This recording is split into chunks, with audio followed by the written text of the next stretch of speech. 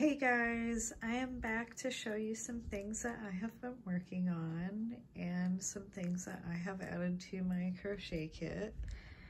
You are looking at Moira the Pegacorn, the first stuffy that I've ever really made. And I made her using this book called Crochet Magical Creatures, 20 Easy Amigurumi Patterns by Drew Hill. I found this book on Amazon. I can leave you guys a link so that it's easy for you to find. It's got 20 different patterns in there. Some of them are really cute, so I think you should take a look if you're interested. I can't remember how much it was. If it said $16.99, so not that expensive of a book, and it's got some really great patterns in it. This one's really cute. I'll turn it around so you can see the back of it. Here are her wings. They were kind of a little tedious to make, but this whole stuffy only took me 2 days to make. So it's so doable and so fun and so worth it. You put all of the separate pieces together and you stuff them as you go, and it's really a fun project. I highly recommend it if you're interested in anything like this.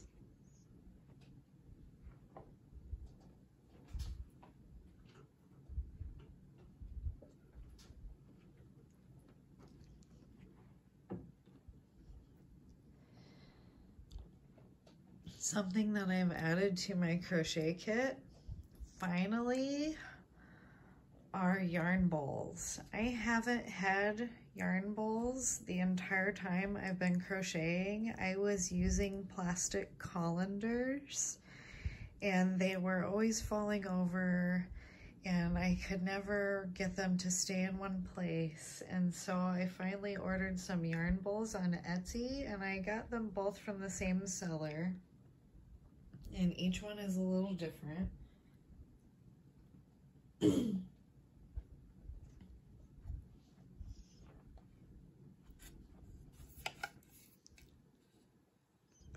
This one has inlaid resin on it. I think it's really pretty. And it goes all the way around, and it's blue and like this ivory color and rosewood. And then here's the front again and the inside of the bowl. This one had a sticker on it and I couldn't quite get all of the residue off. You can kind of see where it's still there.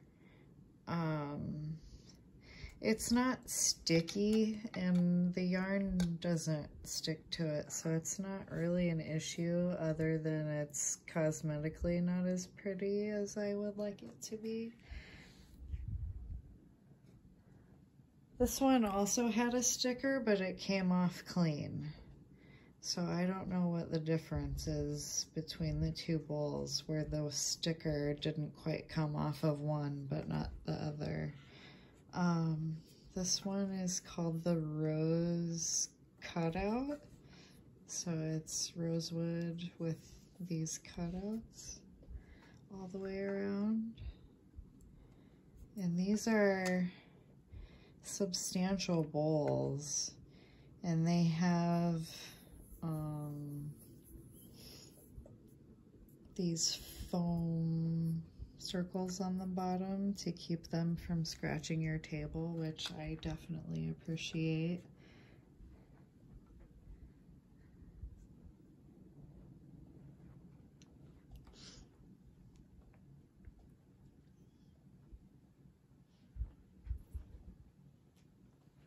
So I've redone completely my crochet kit a couple of times since the last time I spoke with you guys, And this is my new crochet kit. I have it personalized. It's a velvet makeup bag that has silk screening on it. You can get pretty much any font.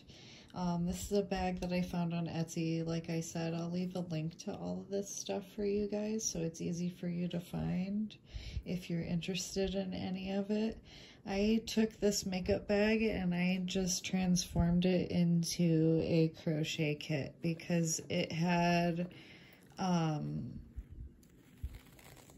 places over here to put makeup brushes.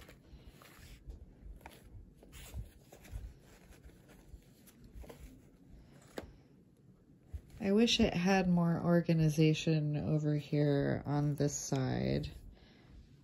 But over here it does pretty good. It holds 5 crochet hooks, and then I took some scissors and I just took the protective cover and I used wildfire beading thread and a needle, just a sewing needle, to sew it into the liner all the way around the protective cover for the scissors so that there was a place for scissors inside here. And then I've got like a little miniature sewing kit that I find really convenient to use with my crochet kit. And I'm always using this thermally bonded bead weaving thread called Wildfire. It's just really strong and it's good for a lot of stuff. I will show you my crochet hooks in a minute. And this is my little package of notions. I've got big needles, medium needles, some pearlized stitch markers, and some numbered stitch markers, and some bead weaving needles. I'm not sure exactly what they're called. Beading needles, beading wire.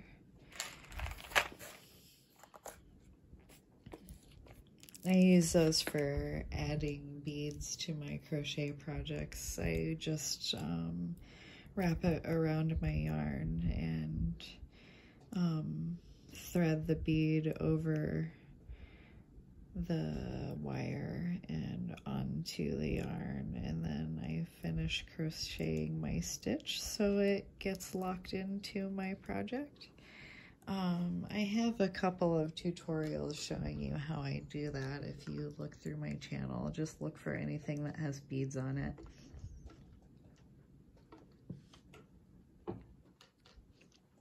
So, crochet hooks. Let's talk Furl's Odyssey. I know it's discontinued, but it's still, if you ask me, the best crochet hook that's available right now. I haven't tried the aluminum metal crochet hook that they have to offer, but it's aluminum. I can't imagine that it's as nice as the nickel plated or the gold plated. I have added some crochet hooks, like I said, to my collection, and this is one that I received as a gift, and I've taken really good care of it. It's still in great condition. It has no nicks, no damage. It's still looking brand new. But I have noticed that the gold hooks aren't as smooth or as fast as the nickel plated hook. So the 14 karat gold, and it just doesn't move through the yarn like the nickel plated hook does. I also bought the pink one, and I bought it on eBay, and then I used it, and then I noticed that the gold plating has worn right there.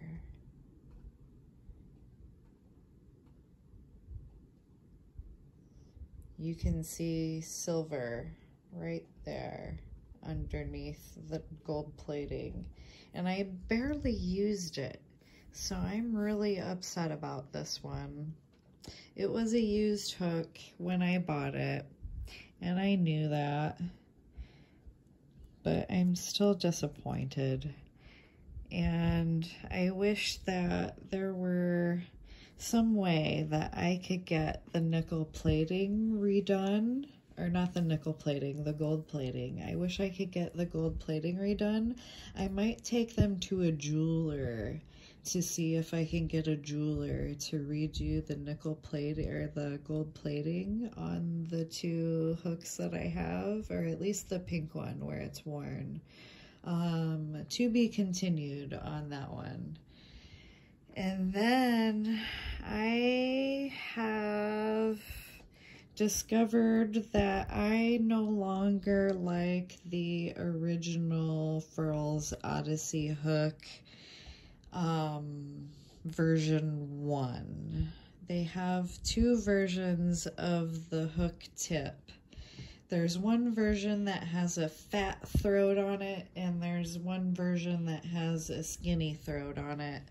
And I have both of them, and I don't like the one with the fat throat on it because it doesn't have a consistent stitch. The stitch is a different size depending on where you have your yarn on the hook. When you pull it through, you can actually end up with a larger stitch by accident if you're not paying attention. And it's just kind of annoying, to be honest. I know people really love furls. It's you love them or you hate them, I guess, is what people say. And I love the Furls Odyssey crochet hook as a whole overall.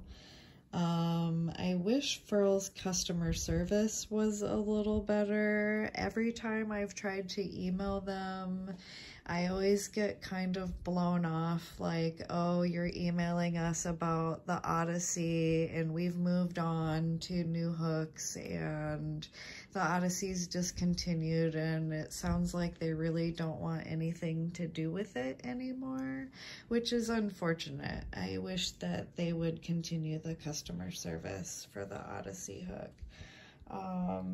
I only contacted them about hooks that I bought on eBay, to be fair, not hooks that I purchased directly from them.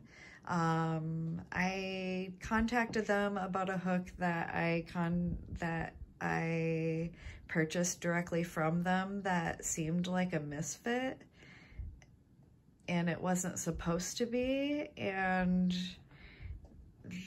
I never got a response. So I've never really been totally happy with the customer service I've received on these hooks, but I'm still using them. They still are the best hooks out there, and gosh darn it, I'm still waiting for a better one. And if it's Furls, I will still buy the new hook, whatever hook it is. Whatever is the superior hook, I'm going to crochet with it. And right now it's the Odyssey. So here are the hooks that I have. This is one of the older ones.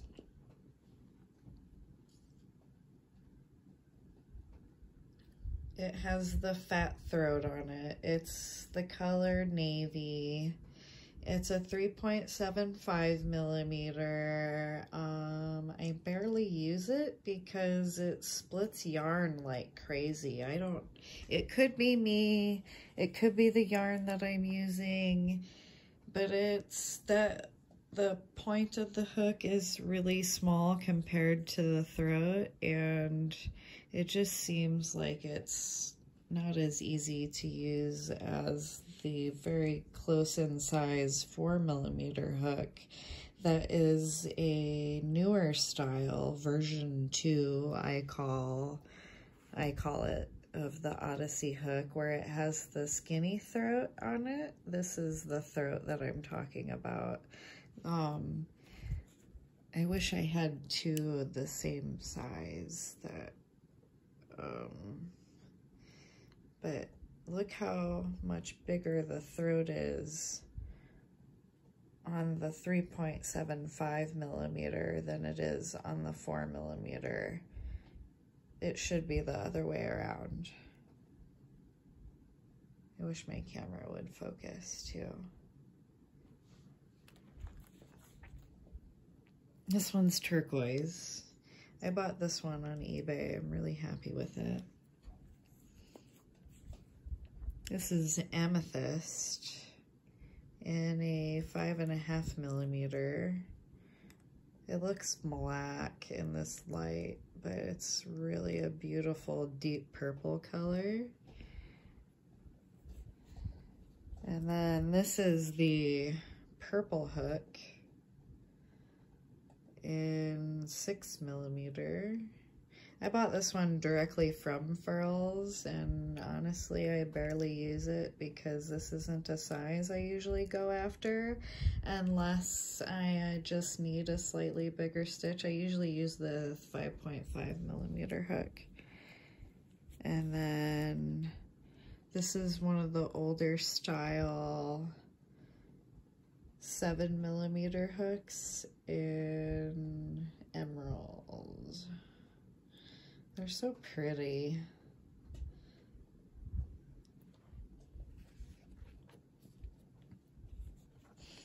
Pretty tools do matter.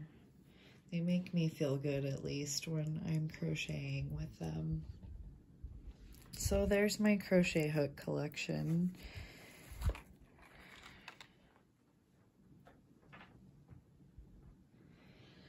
Now I'm going to show you the blanket that I've been working on. I put together 4 separate patterns into one blanket, and the pattern in the very center several rounds until you get to the pearls is called Lost in Time Squared, and the pattern is by Joanna Lindahl from Miho Crochet, and you can find this pattern, this square, on Ravelry if you search for Lost in Time Squared by Joanna Lindahl, or if you just search for Miho Crochet, M-I-J-O Crochet, you will find it on that page. And then for this section of the blanket where you have the polka dots, it's just a polka dot baby blanket pattern that I got from Daisy Farm Crafts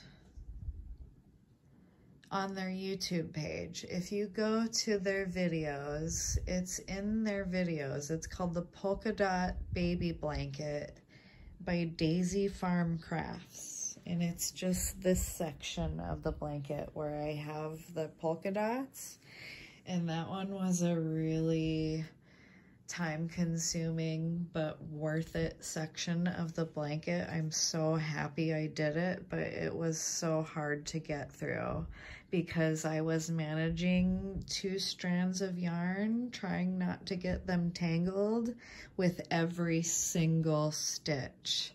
And it was so exhausting. At the end of every day, I was just leaning over the table like, oh my gosh, I don't know if I can do any more of this. But I got through it, and I'm so happy, and I'm so proud of how it looks, and I hope that you guys like it too. The next pattern that I used is called the Blooming Lotus Square. And my original plan was to make 12 of these squares and put them around the outside edge of the blanket, but it's a yarn eater and I wasn't expecting that. So I ran out of yarn and I wasn't able to do as many squares as I wanted to, so I just did 4, and I'm filling in the rest of the corners of the blanket. Oh, I'm sorry, you guys. I need to tell you about the rest of this pattern. The pattern is called the Blooming Lotus Square, and it's by Sisters in Stitch. They have a YouTube tutorial, and this pattern is also available for free on their website. If you just Google Sisters in Stitch, and they have a YouTube channel too, which shows you how to do this, entire square, which is really kind of them because it's a very delicate and tedious square, but it's so worth it. They call it the What Were You Thinking square because it's another time-consuming crochet project, but if you guys are at all interested and are up for the challenge, it's so beautiful. It turns out so good. And then to fill in the rest of the blanket, I am doing just a bobble stitch with a 6 double crochet corner. I don't know how else to describe it. And then I'm connecting them to the sides of the squares.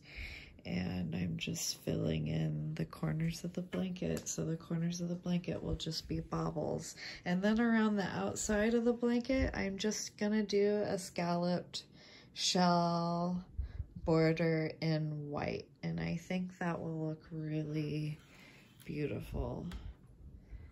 You guys let me know what you think in the comments. I hope that this blanket reads. It's made from Bernat velvet. That's really all I work with is Bernat velvet. I put some baby velvet in it because I just like some of the colors of baby velvet better than the regular velvet. But yeah, I think that was all I had for you guys today. I really hope that you found some inspiration today in this video, and if you did, give me a thumbs up, maybe subscribe, and I hope you like my channel. Have a good day, guys. Bye.